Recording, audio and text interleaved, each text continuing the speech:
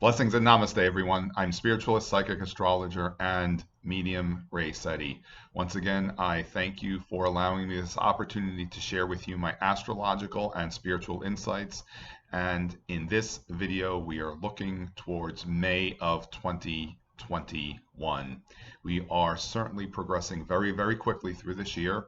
Today, I'm creating this video from the mystical moon in Bonita Springs. I've been here in Southwest Florida since April 19th.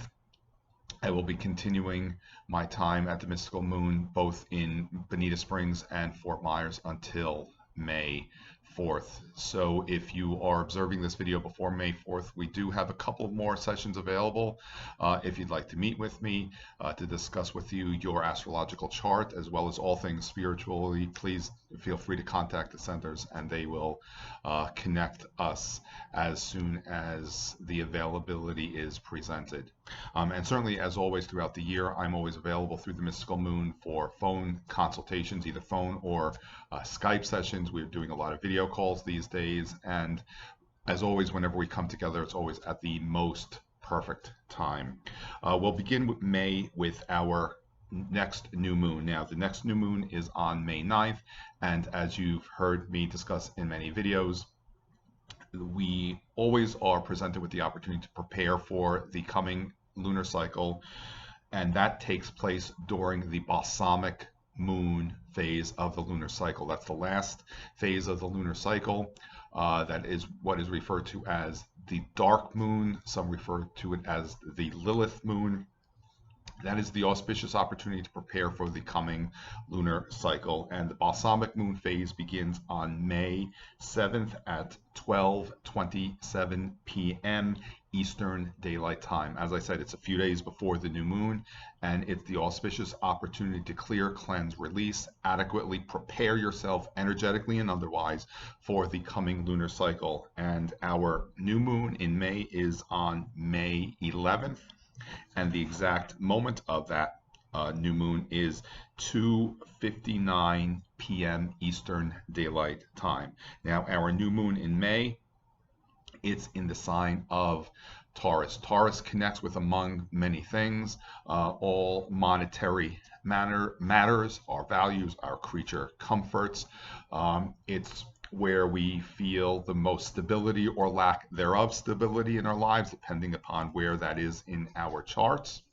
A new moon, it's always an auspicious opportunity to begin new things. If you are challenged in any sort of way regarding financial abundance, this is the opportunity to restructure, reframe all of that. If there are any conditions of lack that you may feel towards monetary or financial abundance, certainly the balsamic moon phase is that opportunity to clear all of that away. If you have any notions with, or rather beliefs, which are not in alignment with what you would desire to experience monetarily, financially, with income, that balsamic moon phase is an opportunity to clear all of that away. Remember, whenever we are not experiencing something in our realities because our thoughts are not in that alignment, in that same frequency with our desire, there's an inconsistency, an incongruency there. So when our thoughts are in alignment with what it is that we desire to experience, create, bring to form, that's when that manifestation experience really takes hold, and we can bring to form all it is that we are desiring to create and achieve.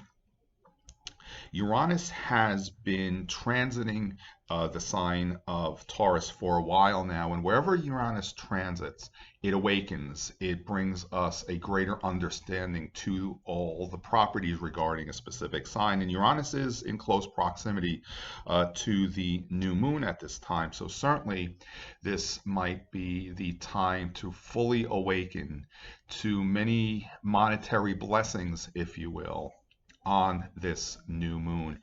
Also, too, I emphasize to be aware to not necessarily have a need for certain things. Many times that need pushes something away. part of this new moon opportunity could be to really fully awaken to the understanding that all that might be required for us to fully enjoy this human experience is very much available to every one of us. Just many times we don't allow ourselves to receive the blessings that we desire. Remember, that receiving component is very much a part of the creative process. Many times we're always projecting outward, but unless we change the dials and we allow ourselves to operate at a different frequency, the frequency of being the receiver, we don't allow the universe to return to us the many blessings that we desire. This experience with Uranus is very much awakening us to the element that, or rather the understanding that abundance is everywhere in creation. And if you just look in the outside world, there's abundance in the leaves, trees, drops of water, blades of grass. Abundance is everywhere. Abundance is very much a part of our human experience. And this transit of Uranus through Taurus, and being that it's in such close proximity to the new moon at this time, we are very much awakening to that understanding, that higher knowing, that abundance, especially monetarily, is very much part of our human experience. What may not serve a purpose is when we have that need for something like money. That doesn't necessarily allow us to really experience all that we would desire to enjoy with money matters. And sometimes when we need something, it actually pushes whatever it is that we are desiring away from us. So maybe this leading up to the new moon during that balsamic moon phase, it's an opportunity to maybe reframe, restructure your understandings regarding money related matters. Also, Taurus connects with the values, that what is very important to us.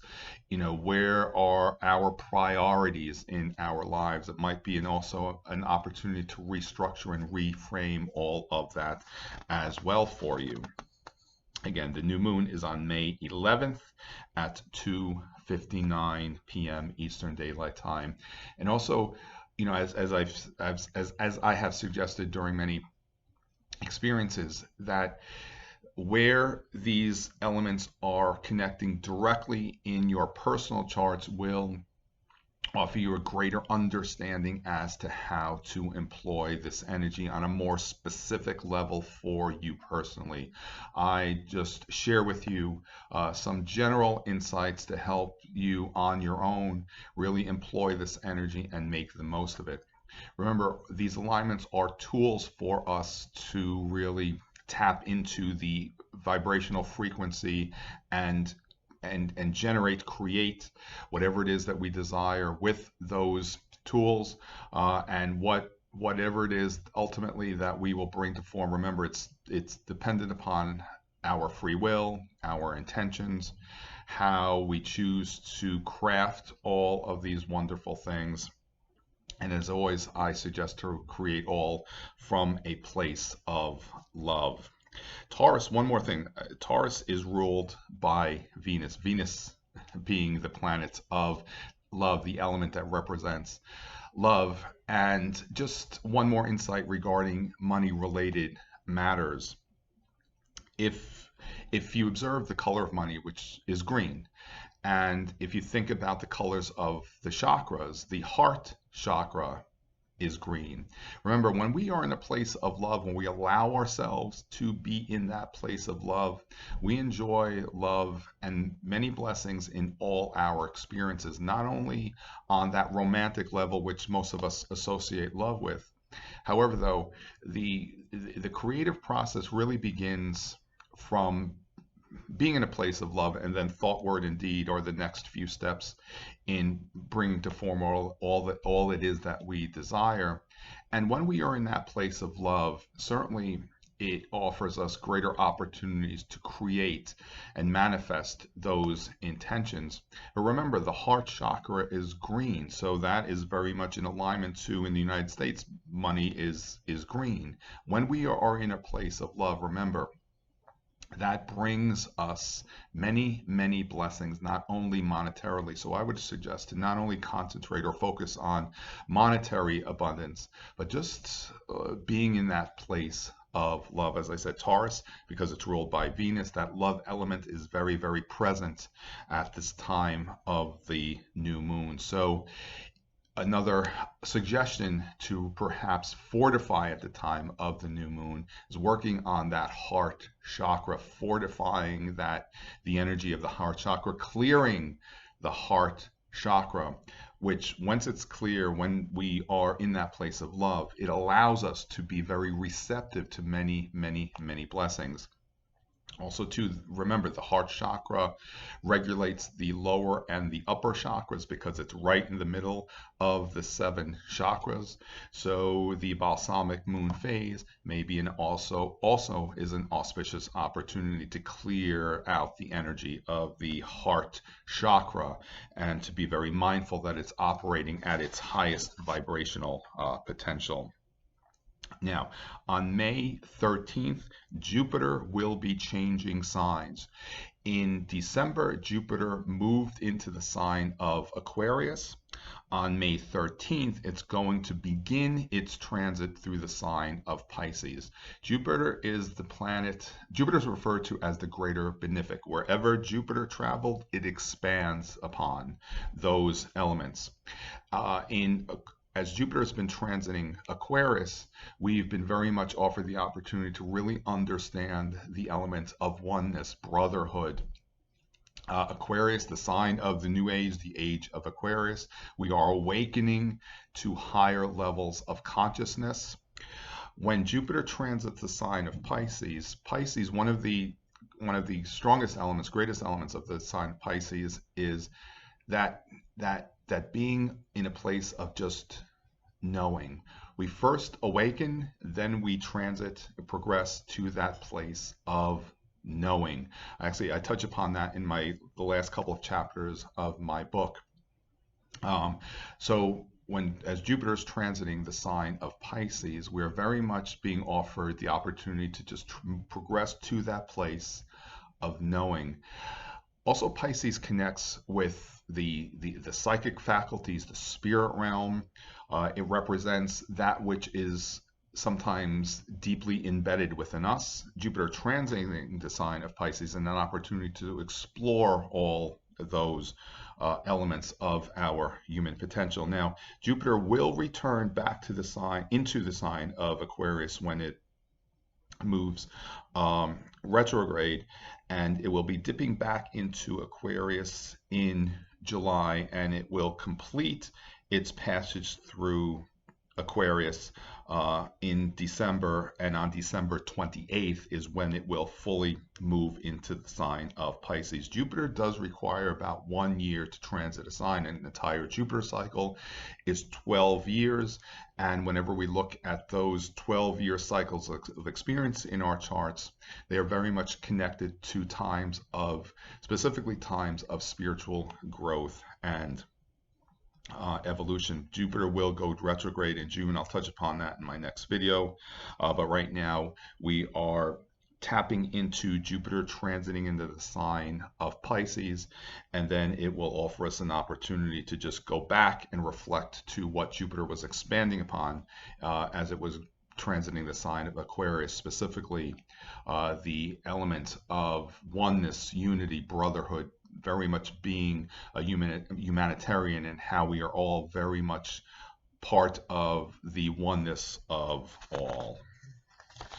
We have another element moving retrograde in May. On May 23rd, Saturn will move retrograde, and it's also in the sign of Aquarius. Now, whenever a planet moves retrograde, as I have discussed in the past, it doesn't necessarily mean that the planet actually moves backward in its orbit.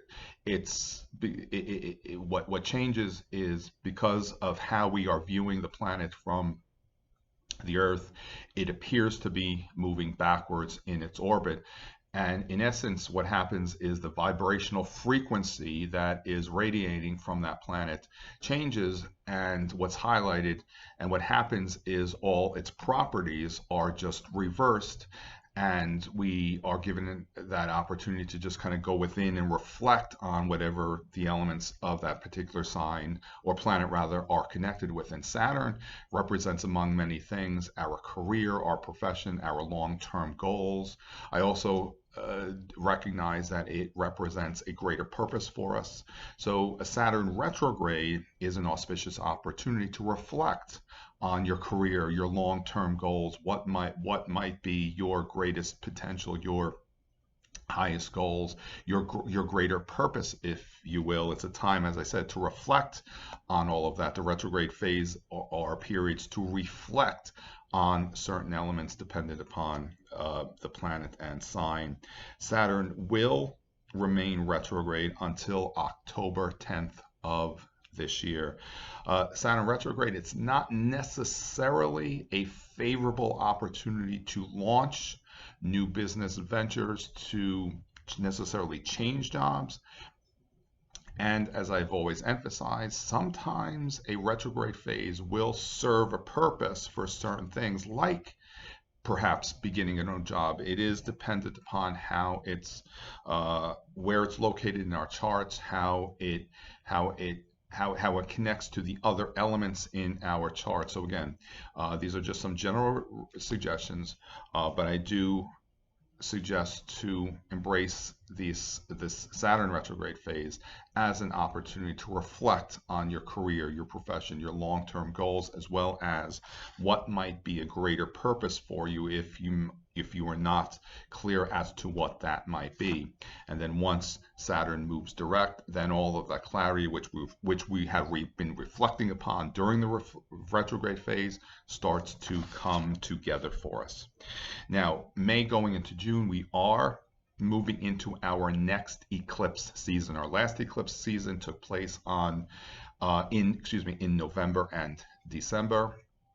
So I suggest to recognize what was shifting for you at that time, what was coming together for you at that time, what changes were you being inspired to perhaps pursue at that time. Now is another opportunity to take all of that to another level. The lunar eclipse we have on May 26th, and it's actually a total lunar eclipse. And a lunar eclipse, it's an intensified full moon.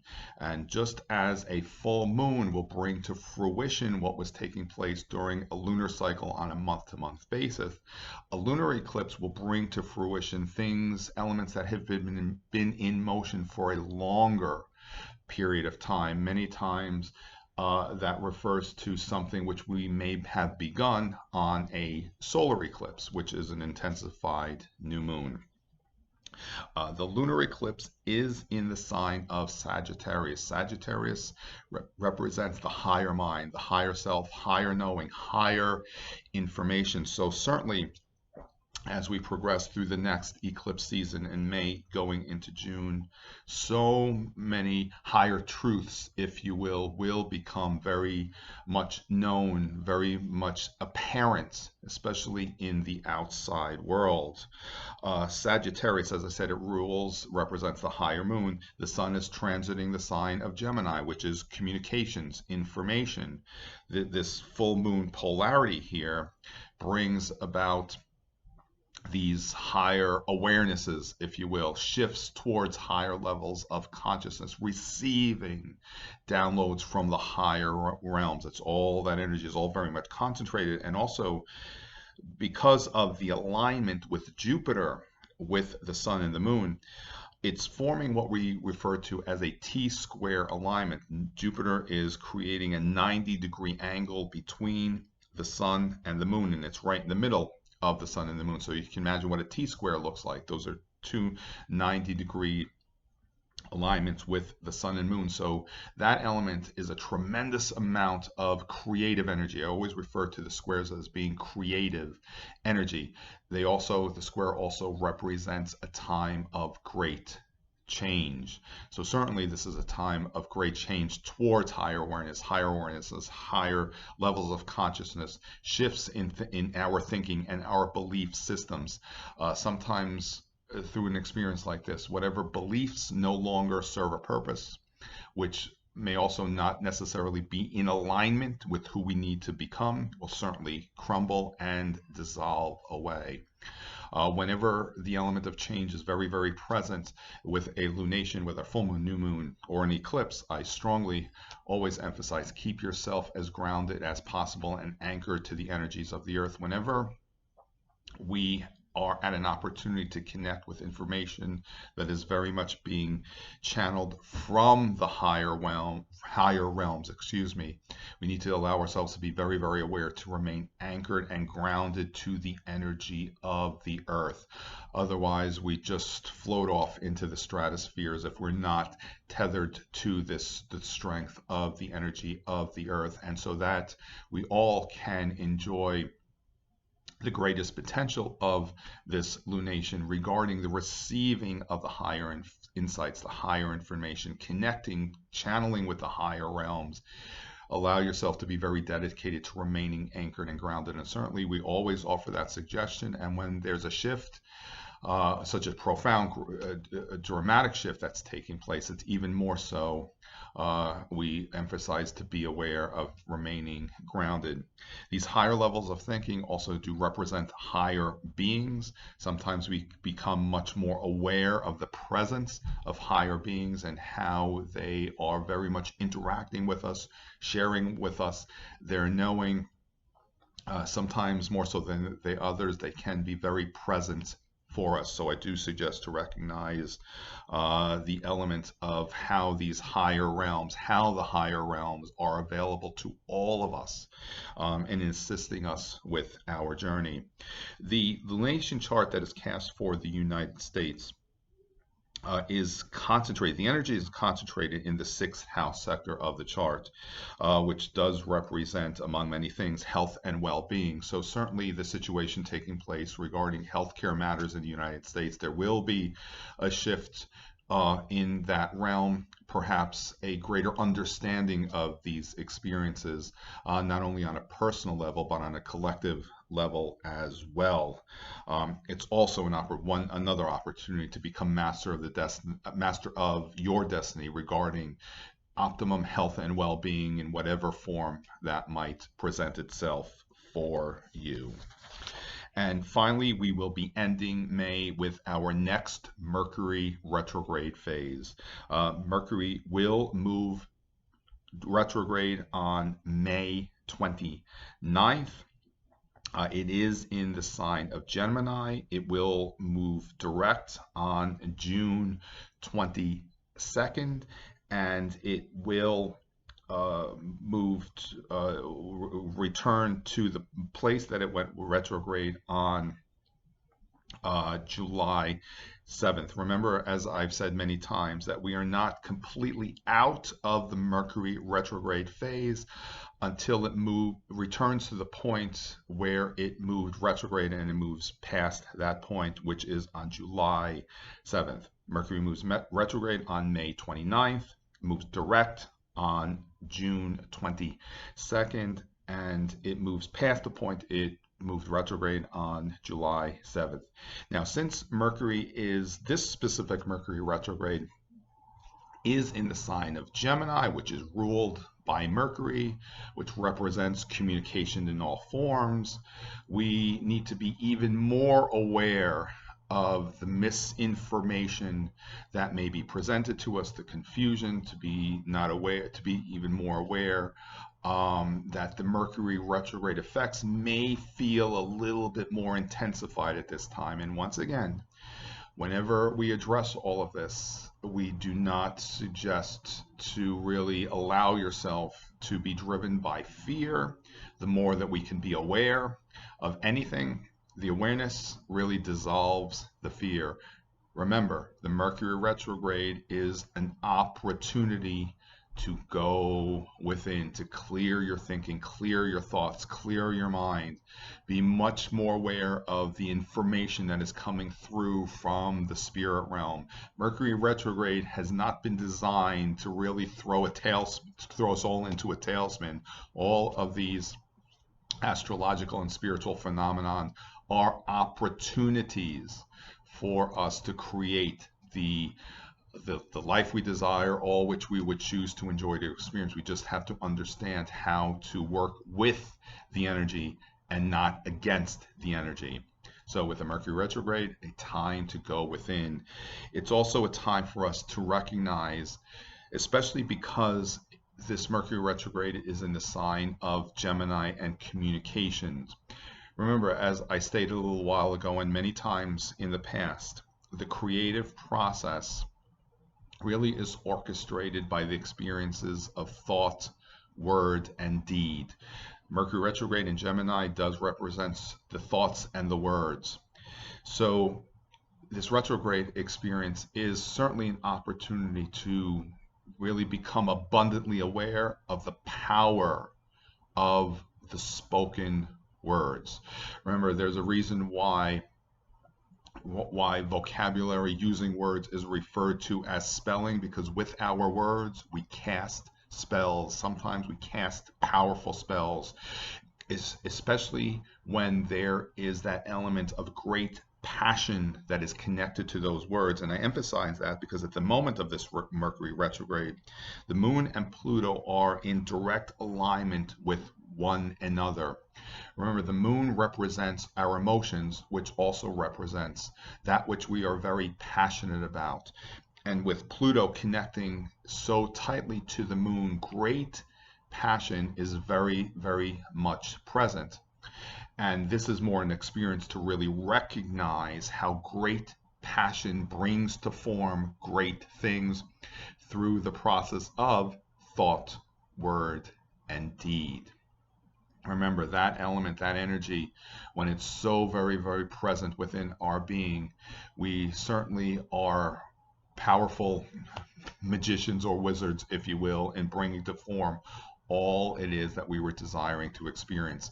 Remember, last June with the solar eclipse that we had, that took place on the summer solstice, really was an opportunity for us to create, plant the seeds, bring to form, manifest whatever it is that we would choose to enjoy as our ideal, most perfect existence. Every one of us, as I've said for many, many years, we are the masters of our destinies. And all of this, when we look at all of this energy, these are opportunities for us to really enjoy these experiences, to bring to form what it is that we desire. And whenever I emphasize the recognition of being that master of our destiny, we always strongly suggest to embrace it all from a place of humility and love, and never ego, greed, or entitlement. When we create all things, remember, from a place of love, certainly we enjoy many blessings ourselves, but we also share those blessings with others. So once again, I thank you for this opportunity to allow me to share with you some of the astrological and spiritual insights connected to the month of May 2021. I am grateful for the time that I have enjoyed at the Mystical Moon. I will return in the fall, in November, and in early December, where we enjoy our next experience of connecting this way on a personal level. Until then, I will continue sharing with you these insights through these videos, as well as in other platforms. So once again, I'm Spiritualist, Psychic Astrologer, and Medium Sette. Thank you for this opportunity, and as always, remain in the light and forever in a place of love. Many blessings to all.